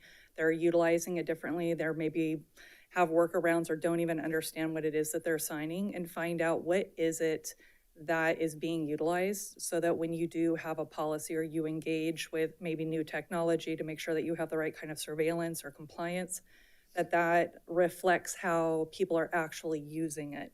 And I don't know that you can do that if you're just having committees that are not engaging the actual users in the situation. So that's all I would ask is please engage the users, whether that's teachers, site staff, classified staff, people who are maybe, third parties. Engage those groups when coming up with the policies and procedures that are going to relate to this. So thank you. All right, that's all for our in-person comments. Do we have any online? None online. It sounds like we will be bringing this back on December 17th. If there's no objection from the board. I did have one more question. Actually, oh, perfect. Okay, good. We have a little more time. On the employee technology agreement, how often does that get updated? And then how often do the employees have to sign that? Is it like a once a year thing? Is it just when you get hired? How when we update it, are our existing employees then having to re-sign that, or what is that process? There's an annual notice that HR sends out. It's upon hire, and then there's an annual notice. Okay, thanks. So it sounds like it doesn't need to come back as soon as the 17th. I'll leave it up to the discretion of Superintendent Swanson when this come back. Mr. Clark? Yeah, Mr. President, if I may. I do know that we do have through CSBA a AI committee, and I know they've been in discussion about this, and I can almost guarantee you that will probably be part of the delegate assembly too. So it's worth waiting until it's definitely worth waiting. So yeah, I just want to let you know I got a funny feeling that this will be one of the hot button items that will hit the floor. It'll be a fun meeting for all of you guys. Okay. We'll talk to Kara about that. All right. So I think we're good. Superintendent Swanson, you've got enough. Yes, absolutely. Thank you. Okay.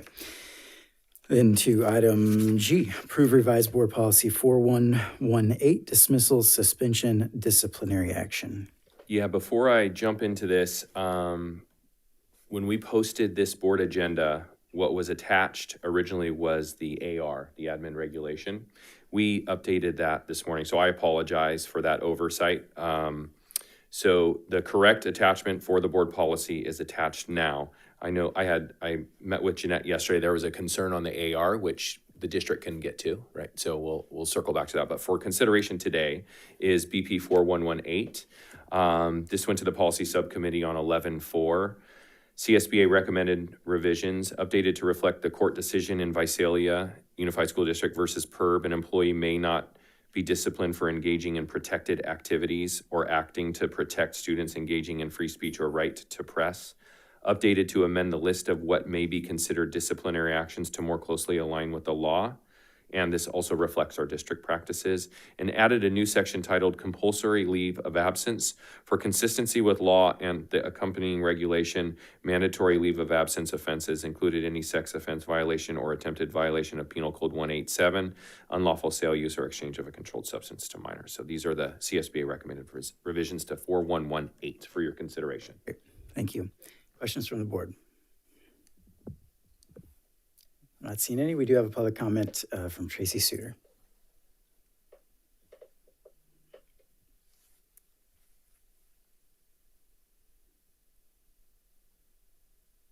Thank you. The comment was in part on AR 4118, but I'd like to make a comment, not in my capacity as FCEA executive officer, but as a longtime employee of the district.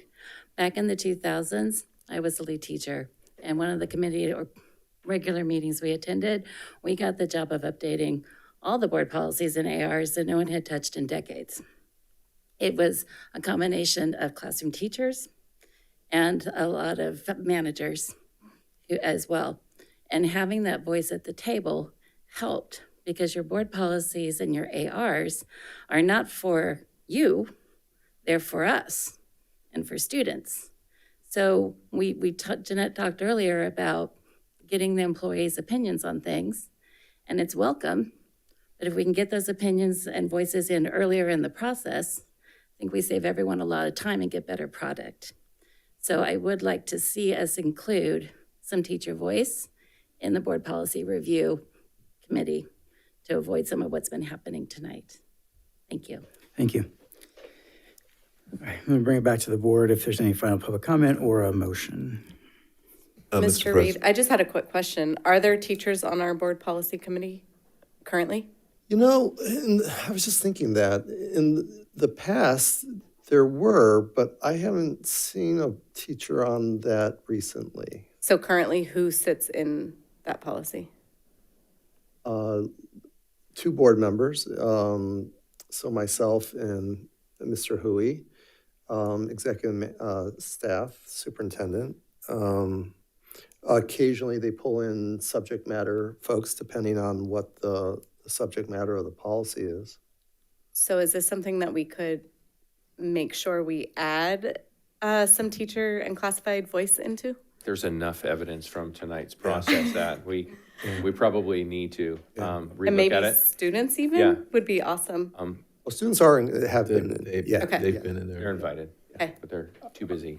Having surgeries and stuff. Yeah. Let me just to keep it clean, if that works, I'll add a note under suggest future agenda items that will bring this back up. Do we need to bring it back other than the district? That's fine with me. It's if the we just policy do it. subcommittee, and I'll take the board's direction on this, but what I'm hearing is not necessarily on the policy subcommittee. I feel like there might be some committee work, equity committee work, getting fingerprints on the policies, and then the last stop before the dais is the board policy subcommittee that already has the input. So. Yes and no. I feel like those last sides should still include probably somebody from FCEA and somebody from CSEA, in my opinion. But I think that even after it goes to all of those people, I think that it would be an important step to make sure that there's those eyes and ears and voice included. Might have some volunteers in the room. Volunteers? I see them. Nope. They're waving in the back. It looks like consensus from the board around that. Yeah, sounds good. Okay. We still are looking then for a motion for this or any final comments. A motion. Motion by Ms. Lofthouse. Is there a second? I'll second. Second by Ms. Larrett. Just for clarification, Mr. President, what is the motion containing? I mean, we're going to moving to approve item G. Okay. Call for the vote. Okay. Mr. Merrill? Aye. Mr. Clark? No. Ms. Larrett? Aye. Ms. Lofthouse? Aye. Mr. Reed? Aye. Mr. Hui? Aye. Motion carries 4-1. Thank you. All right, item H, approve revised board policies 4119.11, 4219.11, 4319.11, sex discrimination and sex-based harassment, and board policy 5145.7, sex discrimination and sex-based harassment. Yeah, thank you. This was reviewed by the Board Policy Subcommittee on November 4th, 2024.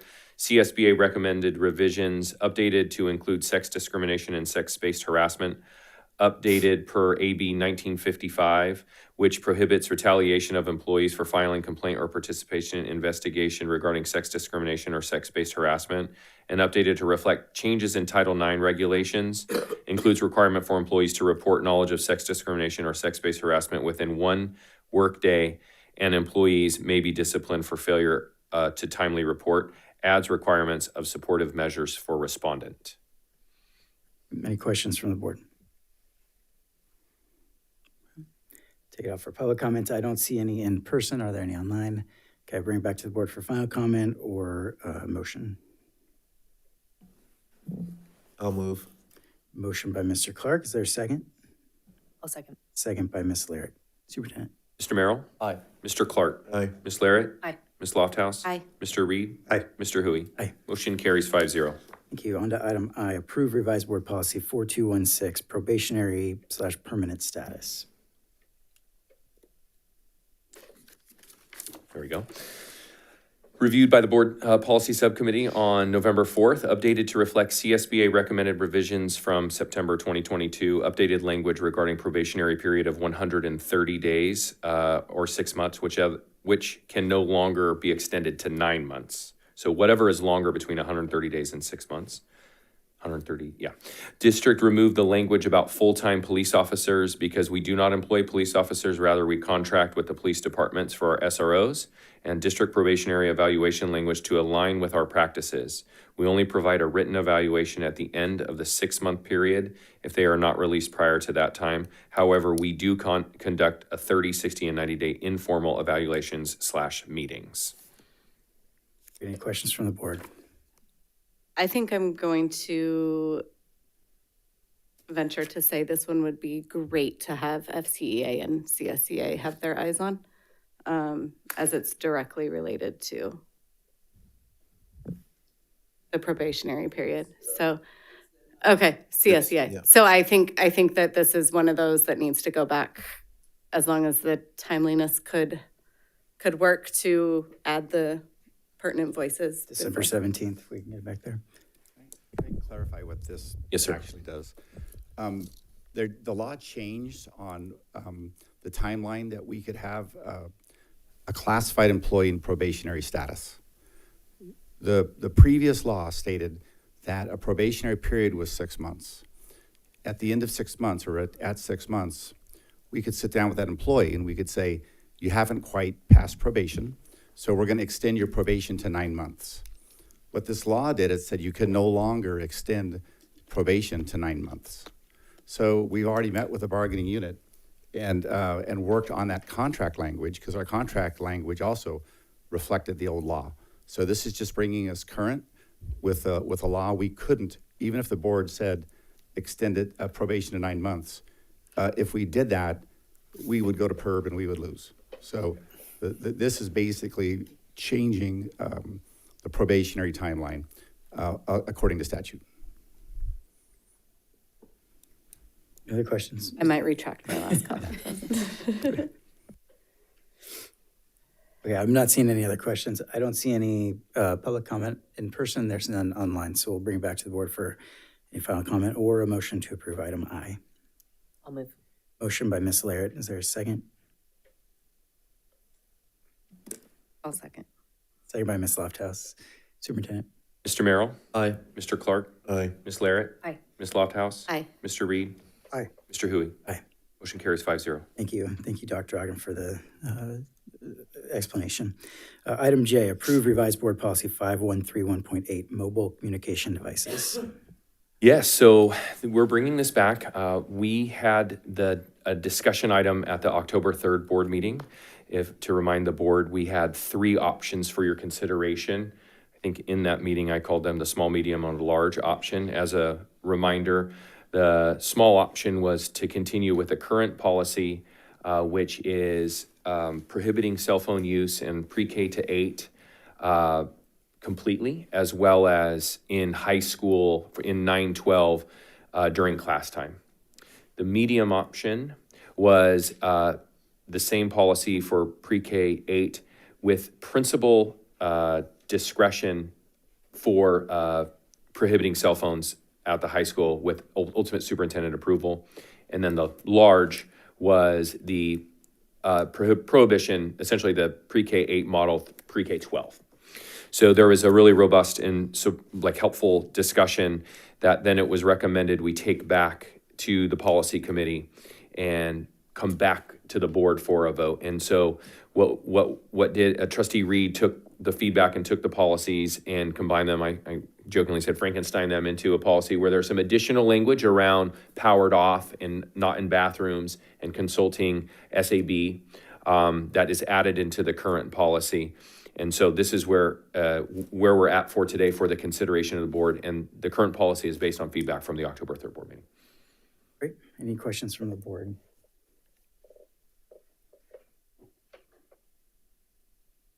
I'm not seeing any. We'll bring it out then to public comment for item J. I don't see any in person. There are none online as well. Go back to the board for any final comment or in a motion to approve item J.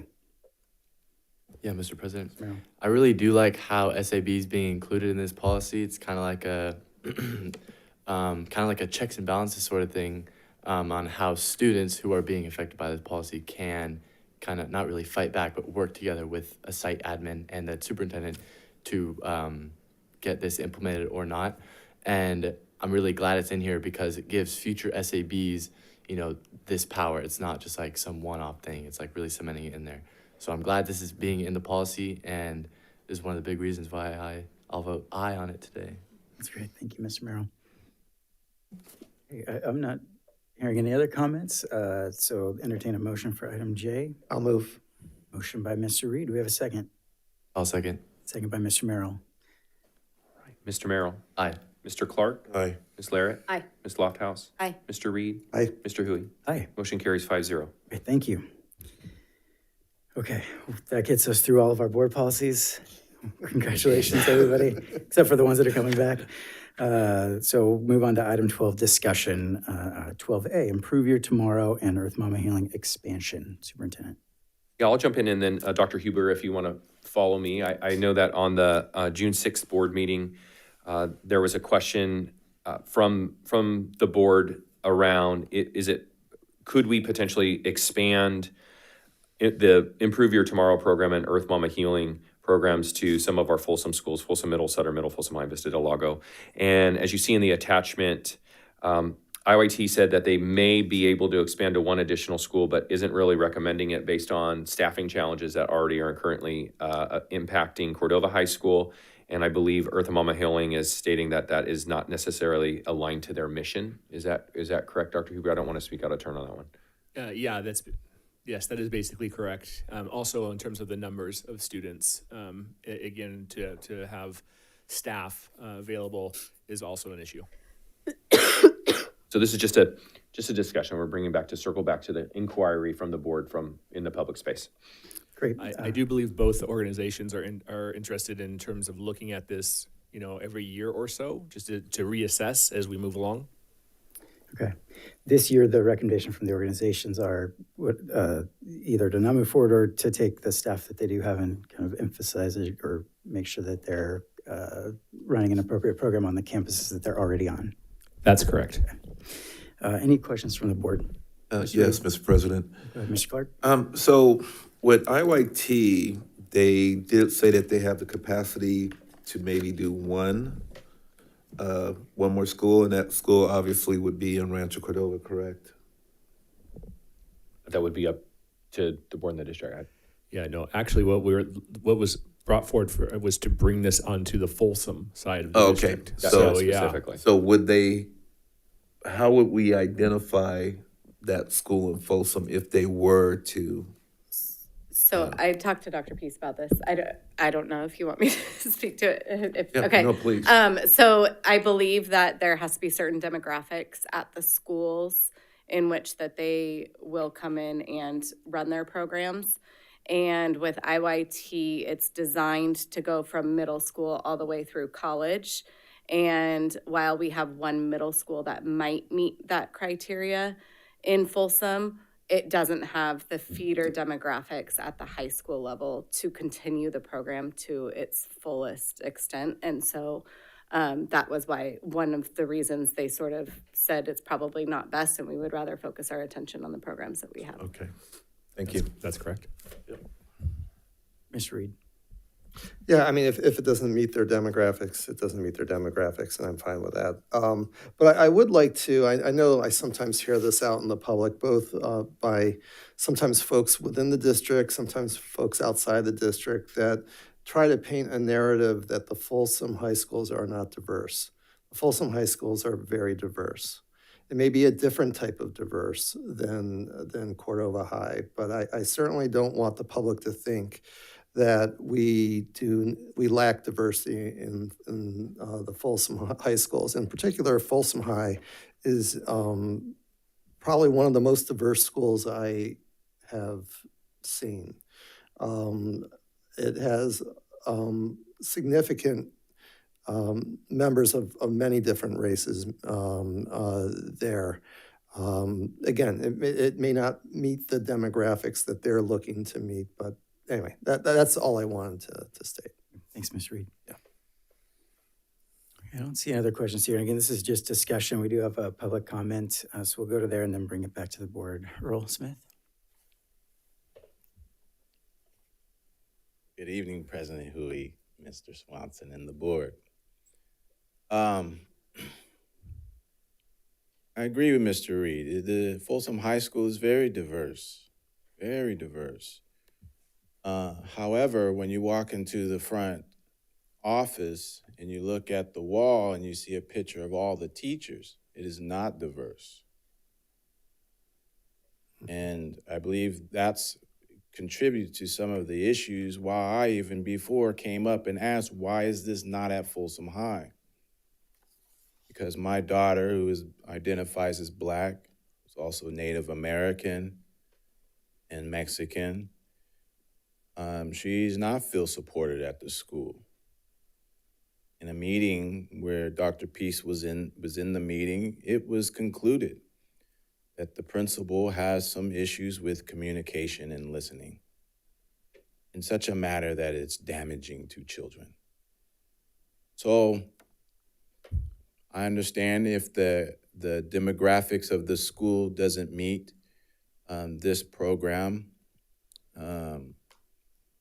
but maybe we could, as a district, as the board, look for other ways to support the demographics of the school. Because it's not just Black students. Many of Faith's students or friends are Indian or Asian, partly because she looks Filipino. And me being originally from Orange County, I was raised around a lot of Filipinos, so very close with that culture. But the complaint she has, it crosses over many other cultures. So, with that said, is it possible to have a Black student union? I mean, we had it at Anaheim High School. We used to do a field trip, I think, every 3 months to Fullerton, or the Cal State Fullerton. And that was what removed my fear that, oh, I can go to college and be comfortable here. At least getting my eyes looked elsewhere. Calvin is the first name, doctor. I can't remember his last name, but he's at FLC, Folsom Lake College. He's Black.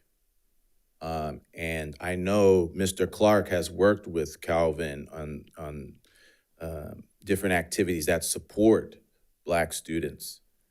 Maybe Folsom Lake College can be implemented in some form or fashion. I know I've spoken to Calvin about this, and he was very interested. So maybe this is not the right program, but maybe there's another program that can be explored to do the same type of work. Thank you.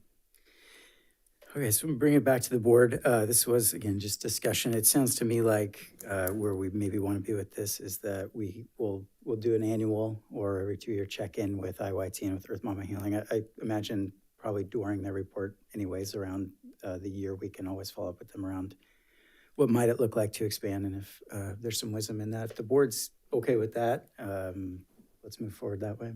Yeah, Mr. President, thank you, Earl, for your comments. And yeah, Folsom Lake College does have a program. It's the Black Men Summit, and I attended that and worked with Calvin and also Art Pimentel on that. And I know they're moving forward with doing another one. But what I did see at that summit, and I don't think there were any people of color from Folsom. I know there were many from Cordova, but I didn't see any from Folsom, nor did I see any from Vista attend that summit. So moving forward, I could do my due diligence to try to help and recruit those men and other POCs that may want to attend that summit. Pardon me?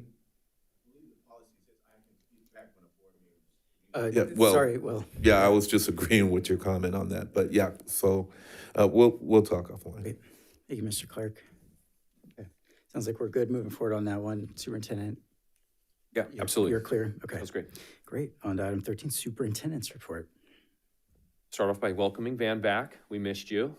Glad you're on the mend.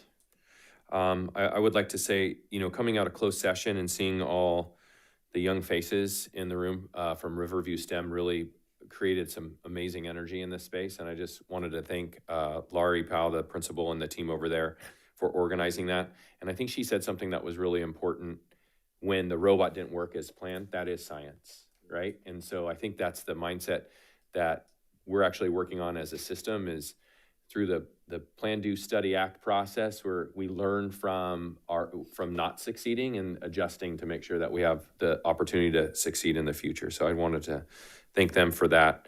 And I wanted to thank you, Tim, again. We already did that. I just, we'll figure out ways to hook you back into our system, because we need your insight and your compassion to be supporting our district moving forward. So I'll figure out a way. And I want to also specifically thank our classified certificate administrative teammates and our trustees and our parents and our community for all their support, and wish everyone a happy Thanksgiving. Enjoy the time and stay dry. Thank you. All right. Thank you. We're going on to item 14, board member committee reports. Start with our student board member, Mr. Merrill. I'd like to thank everyone for the get well wishes. It's been 2 weeks since I broke my collarbone. For those of you who don't know, that's why I'm in a sling today. It's been very long and very boring, and I'm very glad I'm back up here because I really missed it, and it brings some life into my recently bland life. So I'd like to thank everyone for the get well wishes. And I will be fully recuperated in, I think, 10 weeks. By the new year, I should be A-okay. So looking forward to that. Thank you. Fantastic. Ms. Lefthouse.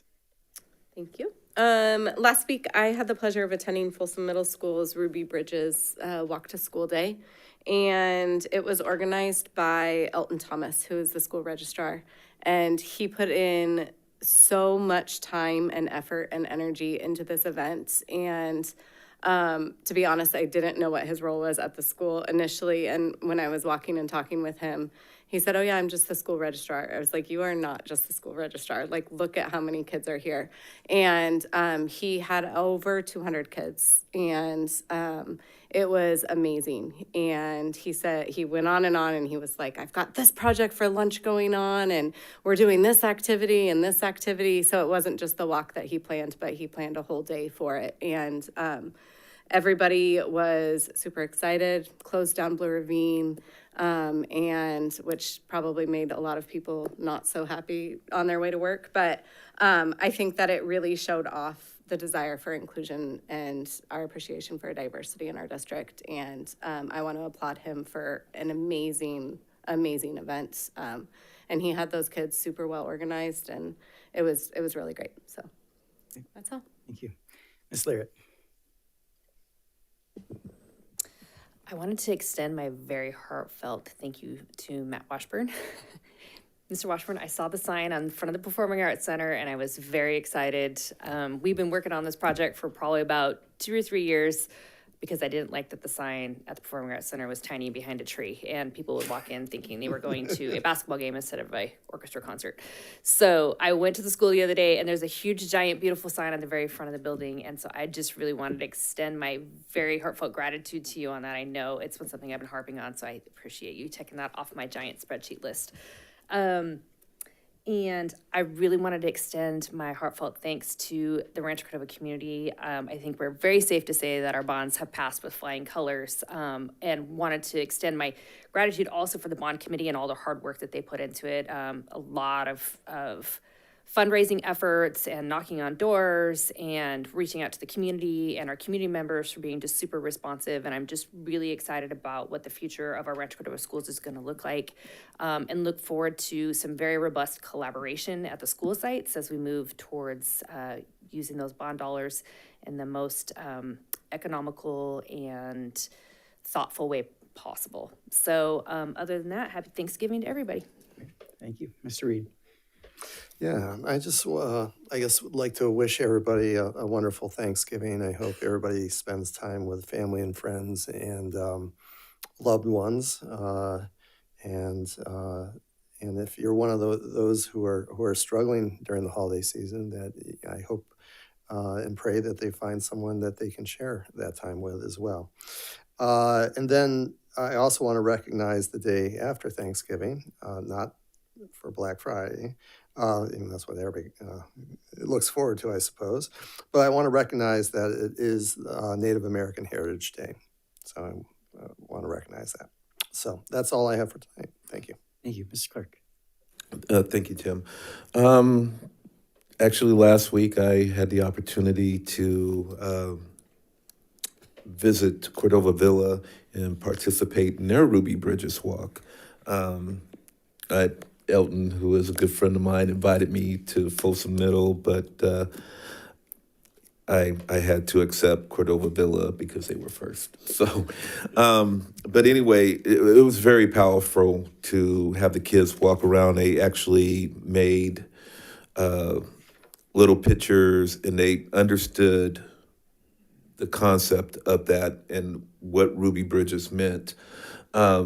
I'm not sure how many schools participated. Off the top of my head, I can only think of 4.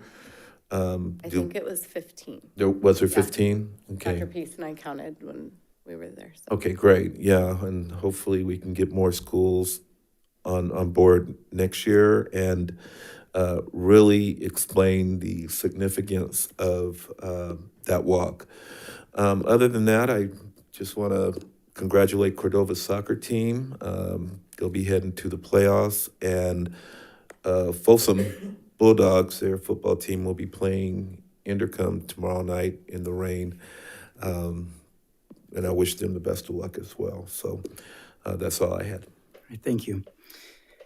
I do have a couple brief comments. I think I will save them till the end of the meeting, but did want to shout out. We were talking earlier in the night.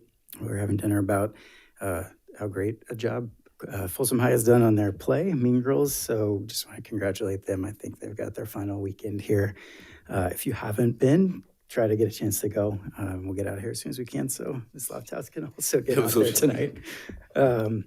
So that then would move us on to next board meeting, which we will have a special board study session on December 9th, 2024, and then our regular Board of Education meeting December 17th, where we'll talk about a few policies, it sounds like. We have our 12-month board calendar there for your review.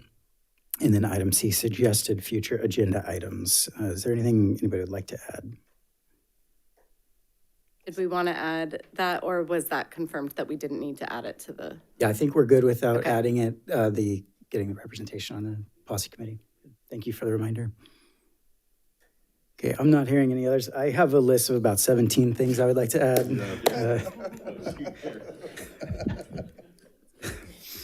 So then, nothing else there.